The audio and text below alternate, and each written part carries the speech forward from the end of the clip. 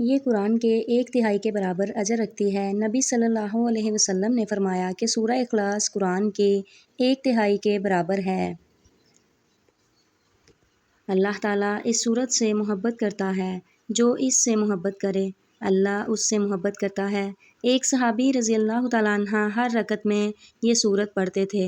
نبی صلی اللہ علیہ وسلم نے فرمایا کہ اس سورت سے ان کی محبت انہیں جنت میں لے جائے گی، جنت میں داخلے کا سبب بن سکتی ہے۔ اس سورت سے محبت اور اس پر عمل کرنے والے کے لیے جنت کی بشارت ہے۔ یہ توحید کا جامع بیان ہے۔ اس میں اللہ تعالیٰ کی وحدانیت اور بے نیازی بیان ہوئی ہے۔ صبح اور شام سورہ اخلاص، سورہ فلق اور سورہ ناس 3 مرتبہ پڑھنا حفاظت کا ذریعہ ہے۔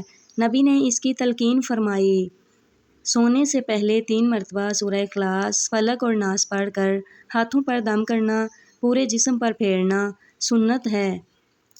نماز میں اس کی تلاوت کرنا باعث اجر ہے۔ اللہ کی صفات کی معرفت اور ایمان میں مضبوطی پیدا ہوتی ہے۔ یہ مختصر مگر عظیم سورت ہے جسے یاد کرنا اور بار بار پڑھنا آسان ہے۔ کثرت تلاوت اللہ کی یاد اور قلبی سکون کا ذریعہ بنتی ہے۔